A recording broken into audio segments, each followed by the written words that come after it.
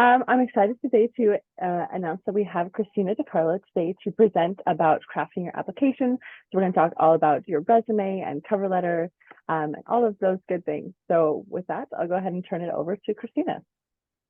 Awesome. Hi, guys. It's lovely to meet you all. So I'm a career advisor here with CPDS. And today we're going to focus on crafting your application. So we're going to really learn the ins and outs of exactly what you need to have an application, whether that's for your first job or that is going to be for graduate school. So we'll really understand the purpose of each part of the application. We'll go over what employers kind of are looking for and wanting to see on these application materials. And then feel free to post any questions you have in the chat and we can kind of pause and answer those. If not, we'll do all the questions at the end. All right, so kind of an overview of what we're going to talk about today. So first, we're going to focus on the application steps and exactly what you need to do to apply. Then we're going to go into detail exactly what you need and what employers are looking for on your resume and cover letter. And then we'll go over additional application materials that you might need, whether for job or graduate school. All right, so starting with application materials. So when you're starting with application, you want to really think about your end goal. This will make it easier for you to write your accomplishment statement. So look at the job description or the graduate school application and think about how those experience and future goals are matching what the employer or the graduate school is looking for. So following that, you want to really think about that goal, read those instructions very carefully, and then you want to identify your audience, right? Think about who is going to be viewing these materials. Is it going to be a graduate school professor? Is it going to be a hiring manager? Is it going to be an HR representative? And that'll kind of help you to figure out how you're going to gauge those materials. So some typical application materials will be a resume. A resume is usually a one-page kind of snapshot of your professional experience. Or there's also a CV, and that is a curriculum vitae, and that's going to be a long extension of your work experience. These ones typically don't have a page limit. Those are more used for graduate school. You'll also have a cover letter. You'll have references, transcripts, so including your school transcripts. They might ask for a sample of your work, and then a personal statement as well. All right, so we're going to go ahead and get started with resumes today. So if you guys just want to go ahead and type in the chat for me, why do you guys think you need a resume?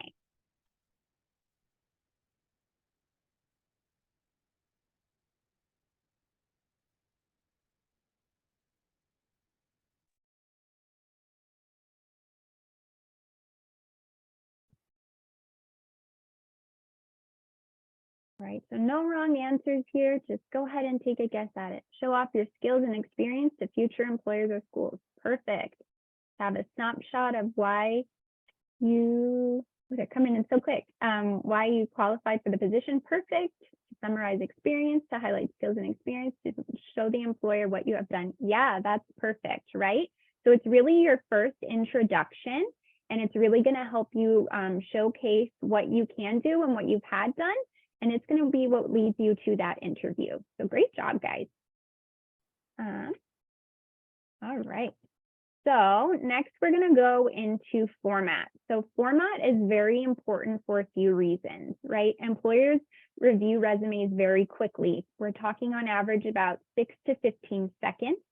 So you want to make it as easy for them to read as possible. Employers also use AI software. So these are going to be applicant tracking systems. So these scan and extract information from your resume. So these need to be in a format that is scannable so that they don't misread it. And then you want to make sure that you're demonstrating your professionalism throughout this formatting. All right. So key is really to keep it simple. This is a kind of image of a very simple, readable resume. This will pass this ATS scans, and it's easy for someone to quickly see and get the key info. So So you really want to have name at the top, followed by the education, and then your experience. And we recommend ending with skills. All right, so we're going to do a fun activity. So hopefully you guys can find the little thumbs up button that is on your Zoom. And what we're going to do is we're going to look at a few resumes for a few seconds. And then I want you guys to give a thumbs up or a thumbs down if it is good or bad. If you guys want to show your thumb, that's fine. Or if you want to use the thumb feature in Zoom, that is fine too. All right, so let's go ahead and do our first one. All right, I'm going to give you guys a couple seconds here. You guys think this is good formatting or bad formatting? All right, I can see those thumbs.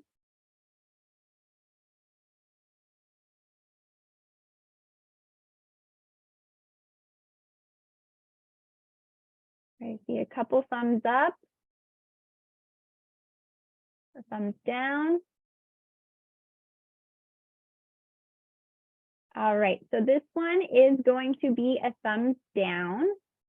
So one, they have a baby picture kind of on their resume. So that one is really going to not be very professional. So we don't want to do that. They also have their formatting really, it's dense and it's kind of difficult to read. This also wouldn't pass the automatic tracking system because it's so overlapping here. So this one, we're going to give it a no here. All right, so let's go ahead and do the next one. All right, let's look at this one and then go ahead and we'll do thumbs up and thumbs down again.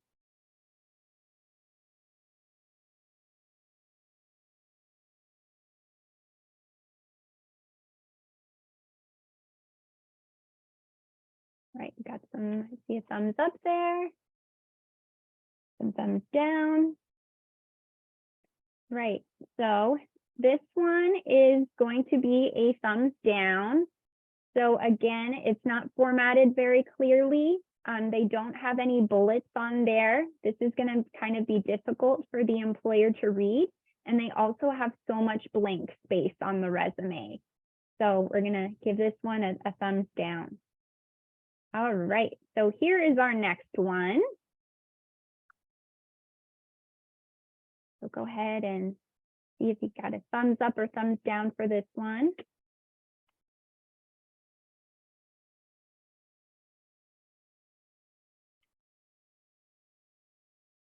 Right, thumbs down, thumbs down, thumbs down. Yeah, you guys are doing great. Yeah, so this one is going to be very difficult for those automatic tracking systems to read. It's also it's difficult to find their information. They didn't even put their name at the top. They just put the email. So this one would definitely need to be reworked as it'd be difficult for the hiring manager to get in contact with them. All right, and last one here today. What do we think about this one? We got a thumbs up, thumbs up, thumbs up, thumbs up. Yeah, great job. You guys did excellent today. Yeah, so this is a great resume. This one is passing everything. They have all the contact information.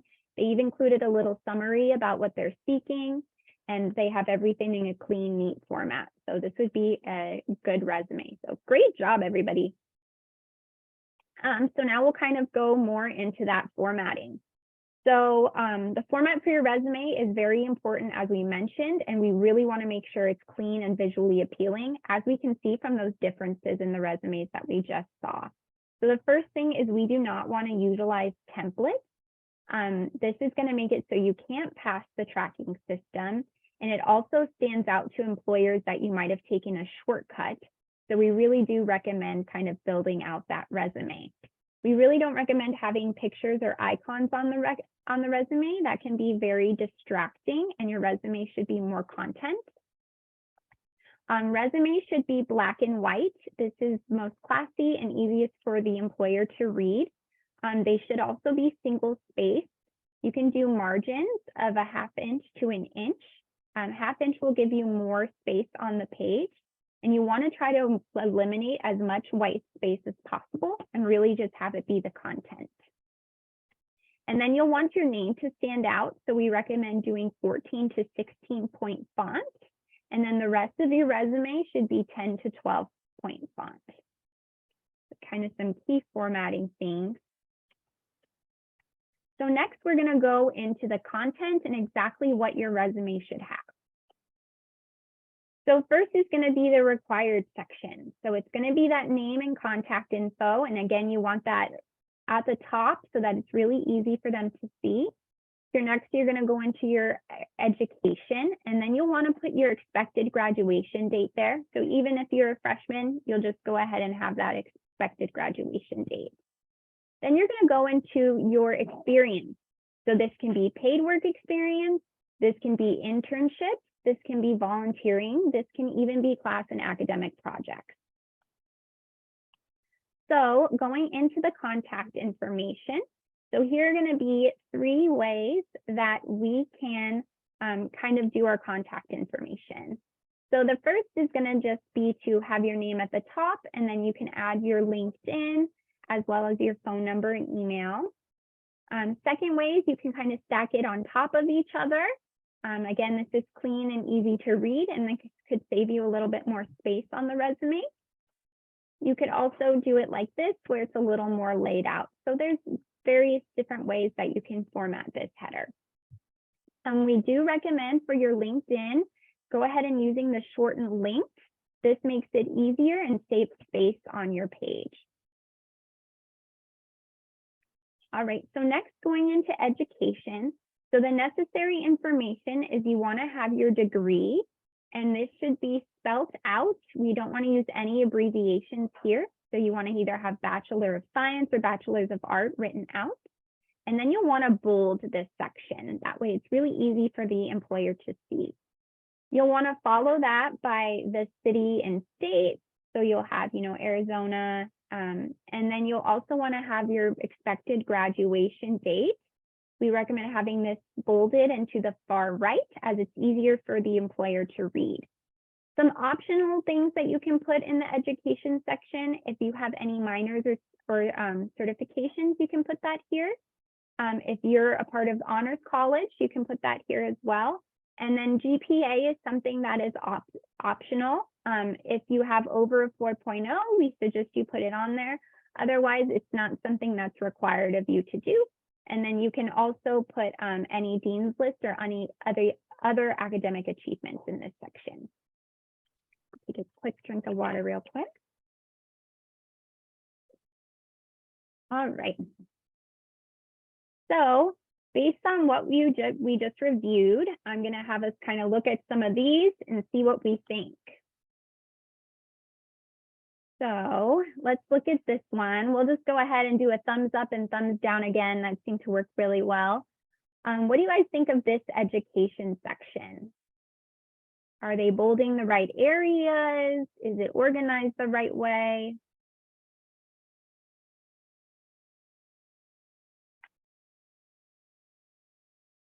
Thumbs up if you think it's good. Thumbs down if you think it needs some work. All right. Yeah, great job. So this one is definitely a thumbs down. They're not bolding the correct information, right? They should be bolding the Bachelors of Arts. And it's a little difficult to read. They should have that date put at the far right. So great job. All right, so second one here. Oops. What do we think of this one?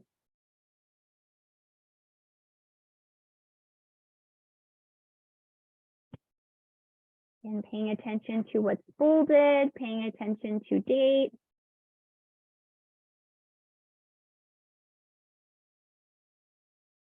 Yes, I'm seeing lots of thumbs down. Perfect.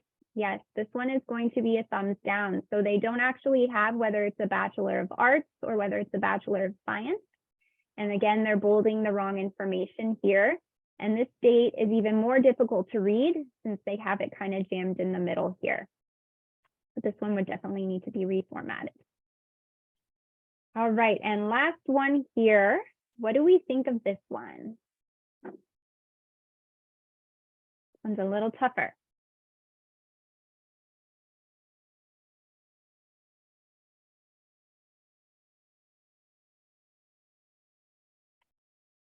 Thumbs up. Thumbs up, thumbs up, thumbs down. All right, so I'm going to take both answers for this one. So the bachelor's degree information here is formatted very well. They should probably have their date over to the far right, but other than that, I would say that this is properly formatted. But once you enter into college, we really should not be having our high school GPA on our education. The employers assume that you graduated high school since you're in college. So we recommend taking that off. That way you can save space on your information for information that they are seeking. So great job again, everybody. You guys are resume experts already. All right, so next we're going to jump into the experience. So your experience should be labeled in reverse chronological order, which really means the newest experience at the top. And you want to have this by the job title. Then you want to have the employer, the location, and then the dates that you worked at that company. Each job should have about 3 to 5 bullet points explaining your experience and what you did there. And then you want to use proper verb tense. So if this is an experience that you have already completed, then you're going to go ahead and use past tense. If this is a job or experience that you still currently in, you'll use present tense. So pretty straightforward on those things. So again, this is kind of a formatting of what that experience will look like. So you'll have that bolded position title, then you'll have your employer. You can italicize this area, that way it makes it a little more easier to read. Go ahead and have the location of that experience, and then the dates that you worked there, align that to the far right. And then you'll have those accomplishment statements, which we're going to focus on in detail in a few minutes. All right. So an experience can be paid or unpaid work, and it doesn't matter how you get this experience. You can title this section as relevant experience or work experience, whatever you feel works best on your resume. So going into accomplishment statements, these are statements that communicate to the reader that you have achieved the result and you have developed the transferable skills and career competencies that you need for your internship, full-time job, or graduate school. So we recommend following this format. You're going to start with your action verb, then you're going to go into the project or the task, and then you'll give the result of that. So the action verb is really saying, right, what did you do in this experience? The project is saying, why did you do it? And the result is, what was the outcome? So any type of quantity or quality that you can give is going to give you a more detailed accomplishment statement. All right, so we are going to look at one here. So this is going to be a very weak accomplishment statement, saying something like they took orders from customers, they calmed customers down, or they increased sales, right? They're probably doing so much more within that experience, and we want to make it more of an accomplishment statement. So here's a stronger way to do that. So rather than saying they took coffee orders from customers, this student can say they communicate with 80 to 100 customers per 4-hour shift to process and deliver orders. So this now is a full accomplishment statement, and you can see it gives the employer a way better view of what this person accomplished. Instead of saying that you calm customers down, they can say resolve customer service issues through active listening and conflict resolution skills. Right now, it's showing the employer what skills this student gained in their work experience. And rather than saying, ordered supplies, we can say they replenish and document supplies on an Excel spreadsheet to ensure efficient store operations. So again, it's showing them skills, showing you have that technical Excel skills. So these are going to be some strong accomplishment statements here. So next, we also have some career competencies, which you guys should be very familiar with WorkPlus.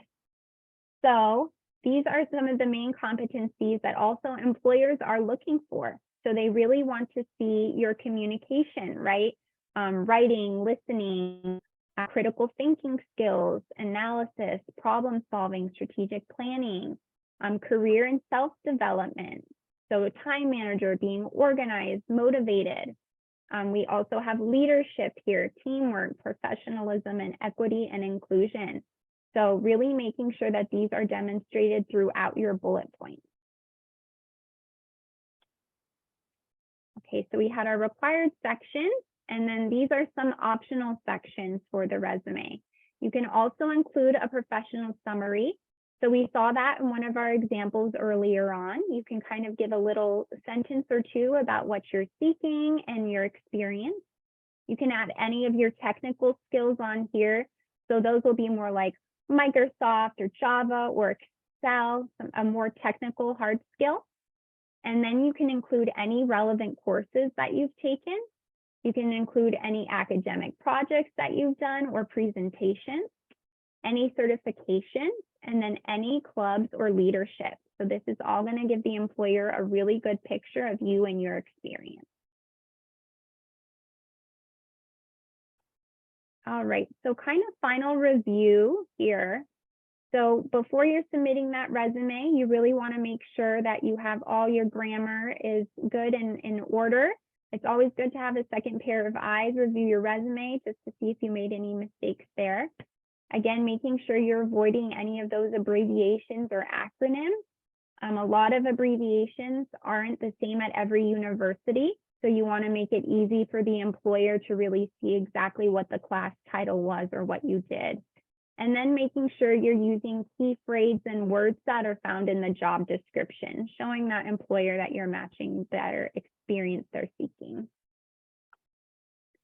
All right, so chance to get interactive. Oh, go ahead, Clarissa. If I could just jump in really fast. Yeah. With WorkPlus, all of you guys have that accomplishment tracker, and that's a great way to start adding to your resume, is taking those accomplishments within each of those different skills and translating them to an accomplishment statement as you go along. Perfect. Thank you. Definitely do that. So if you guys want to go ahead and open the chat and then just kind of let me know, what do you guys think a cover letter is?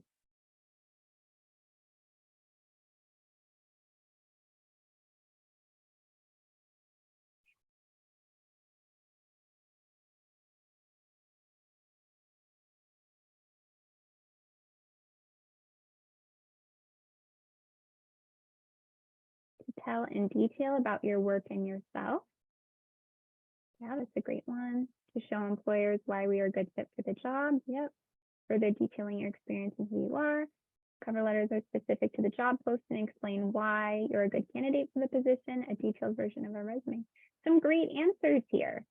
Expressing interest in the job. Yeah, some great answers here. So this is really the opportunity for you to showcase who you are and what you're seeking to the employer. Great job, guys. All right, so cover letter format. So you'll want to do this in a business letter format. So you'll want to use that same resume header and font at the top of your cover letter. So again, having your name, your LinkedIn, your email, phone number. A cover letter should be 3 to 4 paragraphs, and they should include a greeting, a body, and a conclusion. And we're going to go through that in detail about what you should have in each of those sections. So this is an example of business format. So you can see here that you will have that resume header again at the top, and then you'll want to have the date that you're going to be applying. You'll want to have the address of the company that you are applying to. So this shouldn't be your address here. This should be the company's address. And then you want to title it by saying, Dear Hiring Manager or Dear Hiring Committee. A lot of times you'll get contacted by the recruiter, and that might not actually be the person who's doing the hiring. So we really recommend using the Dear Hiring Manager, Dear Hiring Committee. And then you'll see they have a nice clean 4-paragraph formatting with a conclusion at the end. So this is going to be your business letter format you'll want to follow. So again, highlighting their address at the top. All right, so again, talking about those greetings, so ones that we can use If you know the hiring manager's name, you can do that. Otherwise, we recommend doing the Dear Hiring Manager or Dear Search Committee. What we want to avoid is using to whom it may concern. That kind of just comes off as very cold. And then we want to avoid any casual, kind of informal greetings like hey, hello, or hi. All right, so in paragraph 1, this is really the introduction, and this allows you to capture your audience attention. So you want to start by stating the job or the program you're applying to. So it's helpful to let the reader know where you found the position. And if you have the requisition number, that's great to add here as well. And then you want to demonstrate your interest in the position. So why do you want this job? Why do you want to work for this company? Do they have a specific mission statement that you can add here? You also want to talk about why you're a strong candidate, what experience makes you right for the position, and then why do you want to work for a company or go to that school? Right, and I see we have a question that will the slides be shared later on after session? Yes, we can do that.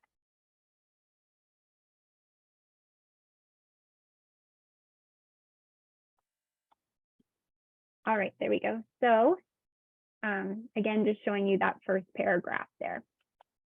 So for paragraph 2 and 3, this is where we're going to talk about why you're a perfect fit for this company or program. So we want to highlight 1 or 2 experiences that have set you apart from others. This experience can be included on your resume, but it doesn't have to be. You also want to mention why you're qualified and reiterate any specific skill sets that are necessary for the position.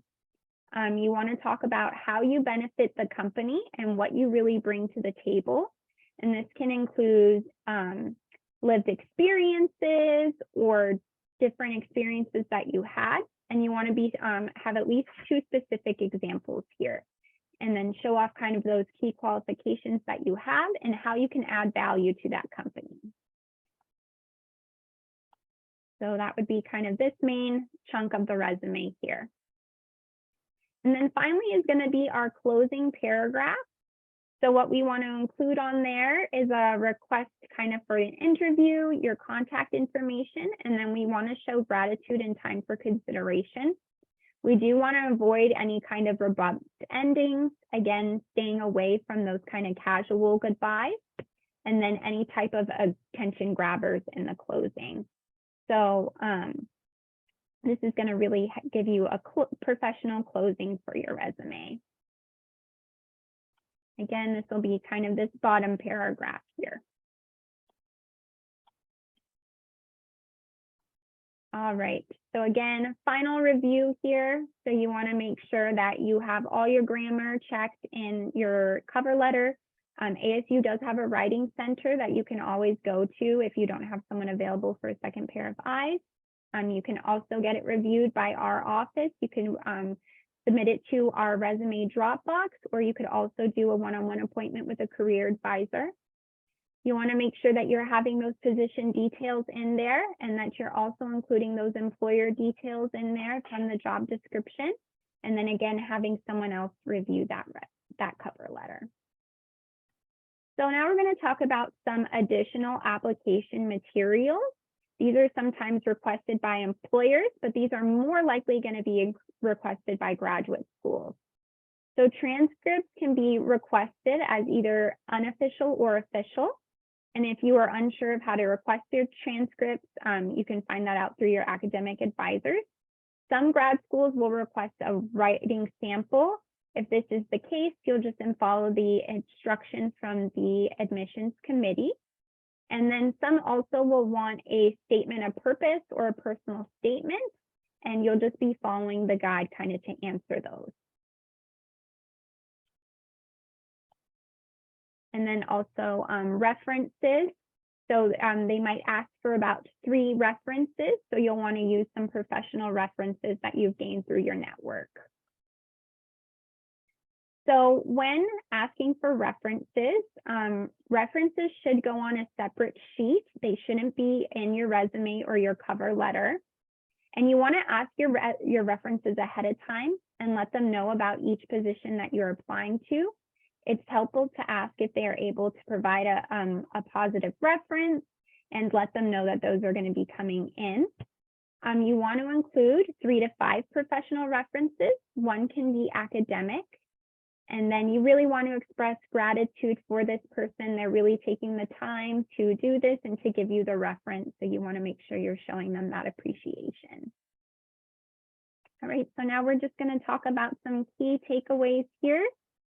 So kind of some main points to remember. Really key is having that formatting ready, making sure that you're including what they're wanting in the job description, and then making sure you're having a second pair of eyes kind of look at it for any of those grammar mistakes. But I think that concludes our presentation. I do see that we have a question in the chat, so I'm going to go ahead and jump into that real quick. So can we include references in our resume? Your references should not be on the resume, as the resume is just a one page. So you want to save that all for your content and experiences, but your resumes can be included in the supporting documents section of the application, and this will be in a separate page.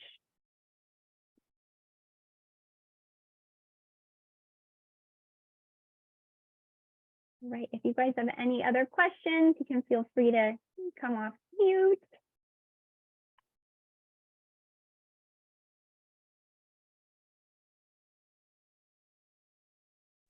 Yeah, I had a question. So where do you guys get the standard to flush write the dates? Because just as a personal opinion, I find that that's harder to read because your eyes are jumping from one side of the page to the other. So I'm just wondering, like, where you guys get that standard. Yeah, so we do lots of research and we work with employers, and everything that we use is from NACE, which is the National Association of College and Employers. So these are the standards that employers are wanting and looking for, and it's easier for them as they're reading across to be able to see the experience and the date aligned to it. So that is where it's coming from. It's coming from NACE.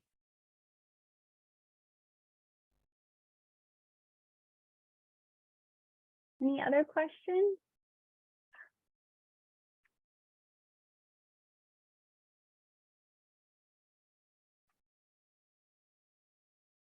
If no one has any other questions right now, that's totally fine. If you guys do have questions, it looks like you have one more question in the chat if you want to cover that one first. Yeah, I think we've got 2 there.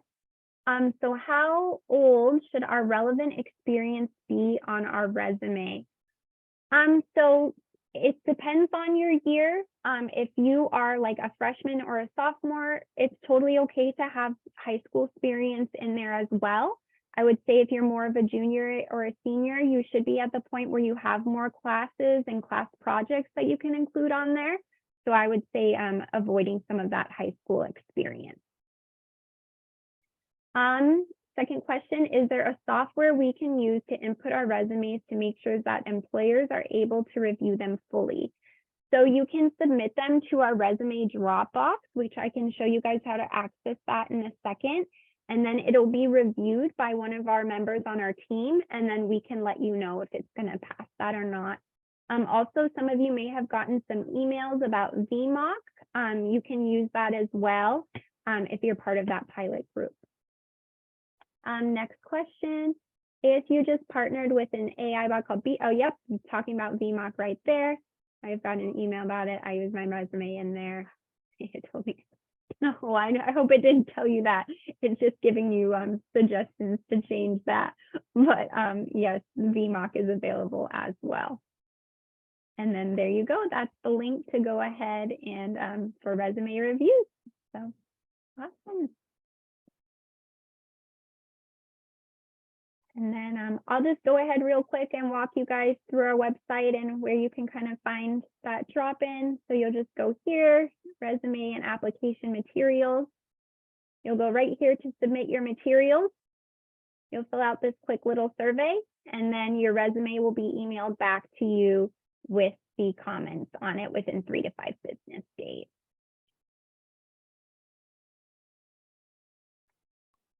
Awesome.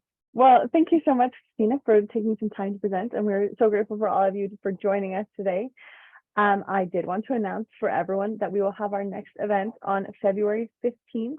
And we will be going over how to prepare for an interview, or sorry, for a career fair, as our ASU career fair will be the next week.